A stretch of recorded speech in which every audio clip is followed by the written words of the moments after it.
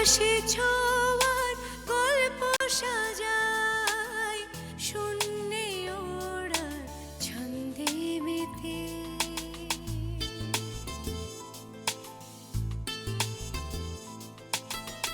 আকাশে যে অসীমের ঠিকানায় সে যেন শুধু দৃশ্য সাজায় যত গল্প ধাঁধায় হাত বাড়ালে বুঝি কেউ নেই আকাশ ছোঁয়ার গল্প সাজায় শূন্যে ওড়া ছন্দে মেতে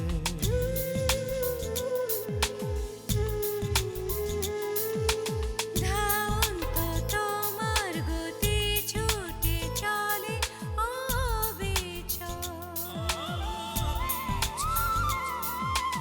আমার আঙিনা প্রজাপতি চঞ্চল উড়ে উড়ে যায় কত অলি গলি অবিরত যত কল্প ধাঁধায় মন বাড়ালে বুঝি কেউ নেই আকাশে ছোঁয়ার গল্প সাজায় শূন্যে ওড়ার ছন্দে মেতে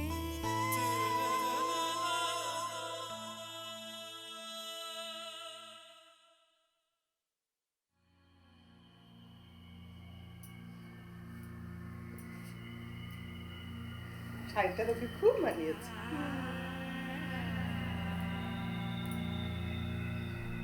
দীপা দীপা ঠাম্মা এদিকে তো আসতে বল এখন দীপা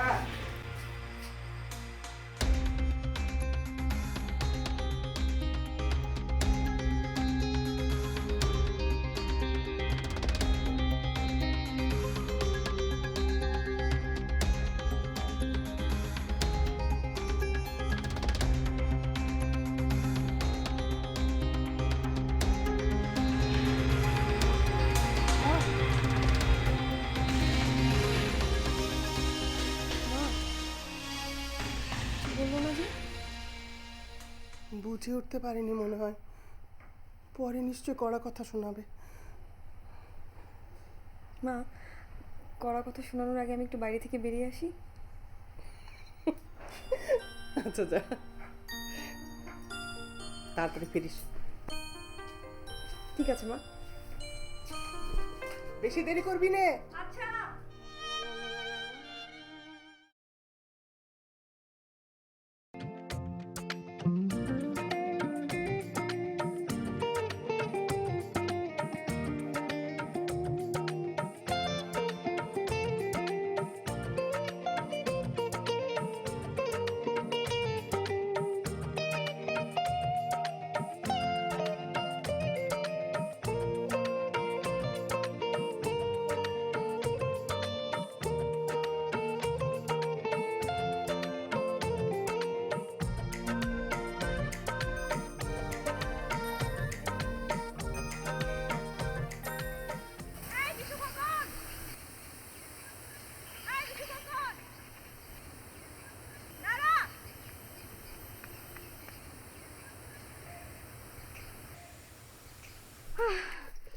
এই তোরা আমাকে দেখে থামলি না কেন দীপা তুই আমাদের সাথে কথা বলছিস? হ্যাঁ কেন কোনো সমস্যা না মানে শোন এখন থেকে আমরা আবার আগের মতো কথা বলবো ঠিক আছে তুই যখন ইচ্ছে কথা বলবি আবার যখন ইচ্ছে কথা থামিয়ে দিবি এগুলা কি দীপা? এই তুই আমার সাথে তো রেগে কথা বলছিস কেন আচ্ছা আচ্ছা দীপা ও তোর উপর একটু বেশি রেগে আছে। তুই যেহেতু আবার বন্ধুত্ব করতে চাচ্ছিস আমি রাজি আছি, দেখবি বিশ্বও রাজি হয়ে যাবে। এই তোরা পরীক্ষা কেমন দিলি রে? এই একরকম। আর তুই? দিয়েছি ভালো দিয়েছি। আচ্ছা শোন, তোদেরকে অনেকদিন ধরে একটা কথা জিজ্ঞেস করবো বলে ভাবছিলাম। আমার বিয়ের দিন তোরা দুজনে তো কাঁদছিলি কেন? কই না তো, অনেক দিন আগের কথা, ভুলেই গিয়েছি। তার মানে তোরা আমাকে ভুলে গিয়েছিলি? আহা, তোকে কি করে বলবো? তুই স্কুল ছাড়া বাইরে বের হতি, আমাদের সাথে কথা বলতি। আচ্ছা বাদ দে, তোরা কোথায় যাচ্ছিলি? এমনি ঘুরছিলাম। আচ্ছা শোন, কাল সকাল 10টায় আমি স্কুলের মাঠে থাকবো, তোরা আসিস কিন্তু। হ্যাঁ ঠিক আছে।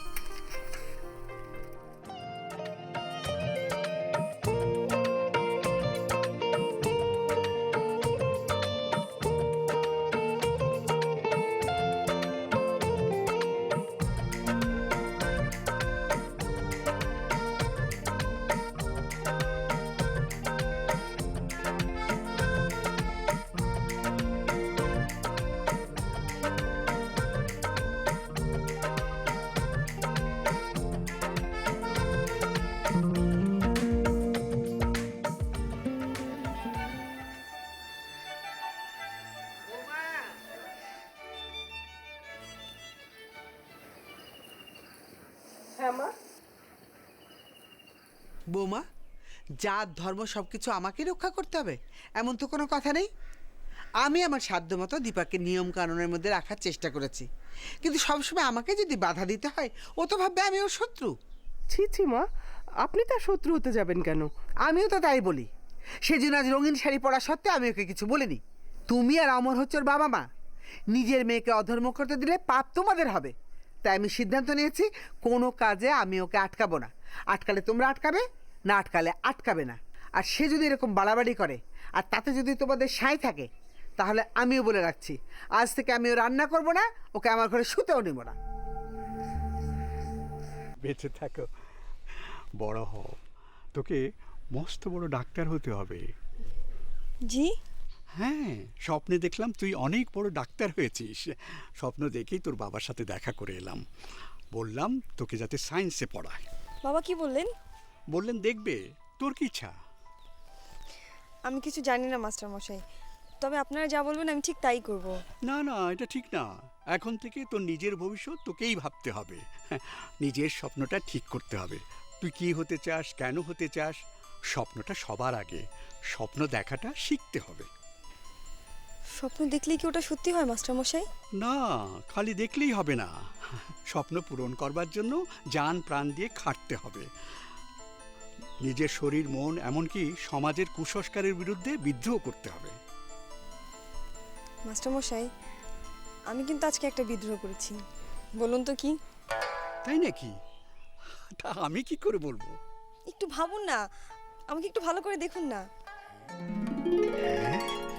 তাই তো, তুই রঙিন শাড়ি পরেছিস, বিদ্রোহীর প্রথম জয়।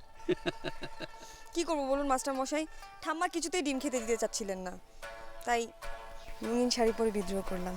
খুব ভালো করেছিস, আমিও তোর বিদ্রোহের পক্ষে। তবে তুই একটা কথা জানিস না, আমি নিজেও নিরামিষ ছাড়া কিছু খাই না। তাতে কোনো ক্ষতি হয় না। অ্যানিমাল প্রোটিন যে কাজ করতে পারে, ভেজিটেবল প্রোটিন সে একই কাজ করতে পারে। যে সংস্কার তোমার কোনো ক্ষতি করে না, আর সেটা মানলে অন্য কেউ যদি সুখী হয়, তা মানতে অসুবিধা কোথায়? আমি তাহলে আসি। জি মাস্টার মশাই, নমস্কার।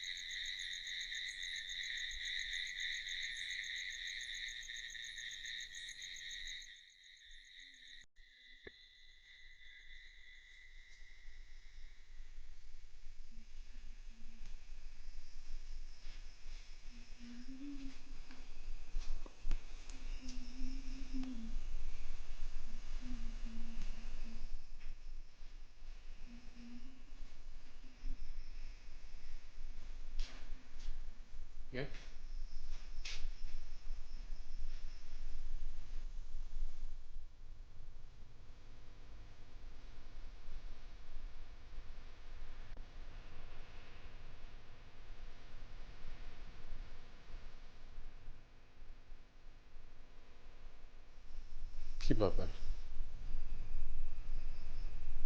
পড়লাম বাবা। খুব সুন্দর লাগছে। কেউ কিছু বলেনি?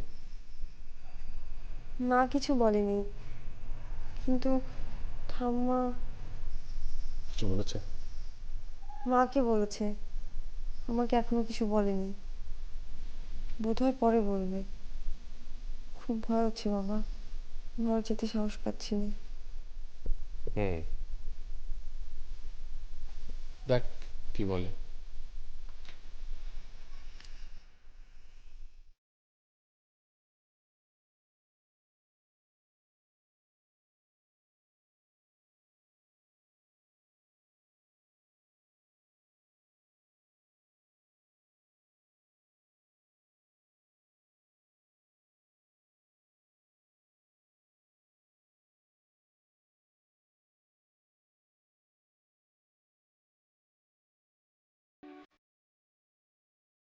স্নেহের দীপাবলি।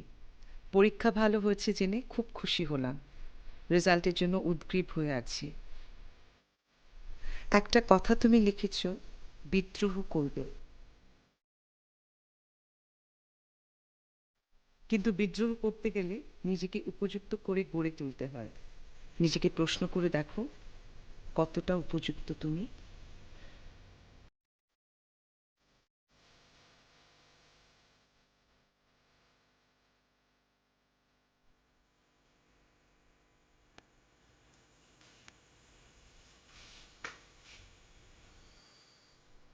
কি হয়েছে? কি ভাবছো? ভাবছি, ছেলে দুটোর কথা ভাবছি। ম্যাট্রিক পর্যন্ত তো দীপাকে পড়ালাম,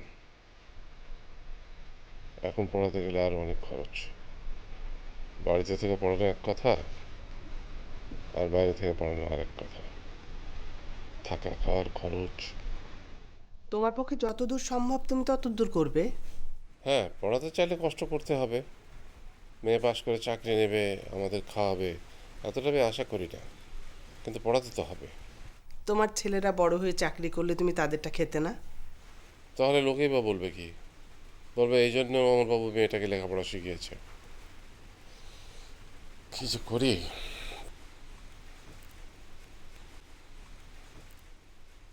তুমি মনে হয় কিছু লুকোচ্ছ।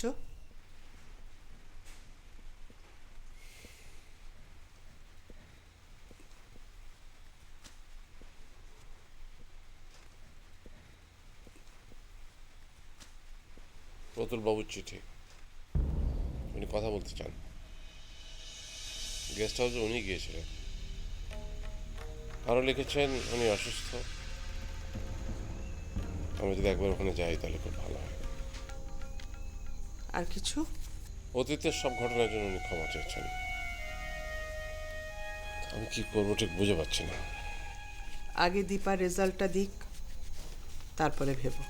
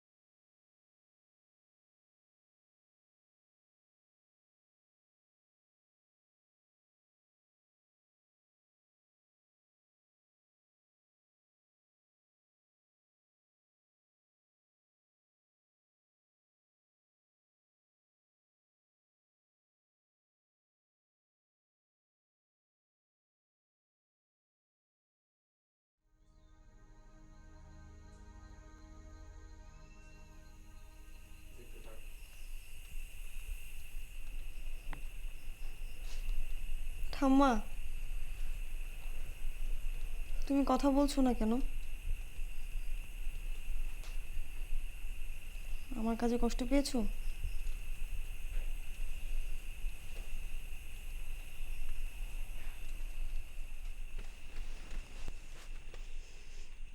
ঠাম্মা, আমি জানি তুমি মাকে কি বলেছো। তুমি মাকে বলেছো আমি যেন তোমার সাথে আর ঘুমাতে না আসি, কিন্তু আমি তোমার সাথেই ঘুমাবো। ঠাম্মা,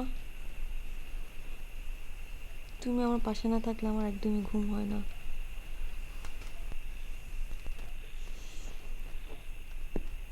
তুমি জানো ঠাম্মা, আমরা যখন গেস্ট হাউসে ছিলাম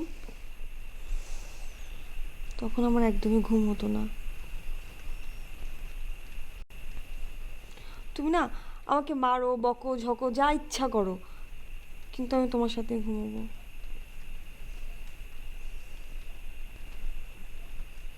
ঠাম্মা, ঠাম্মা, আমি আর কখনো কোনো রঙিন কিছু পরবো না। রঙিন শাড়ি পরলে আমি ঘুমাতে দেব না।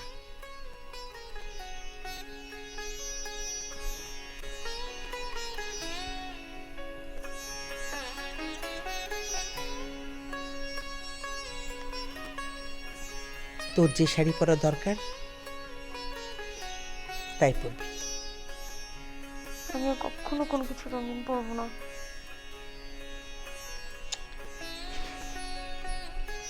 শুয়ে পড়।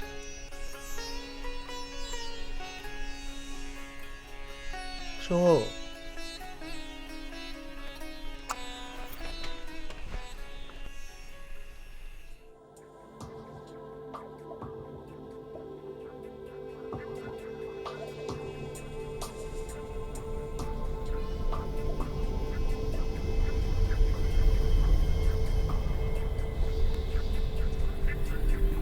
এমন রেজাল্ট কি করে হলো?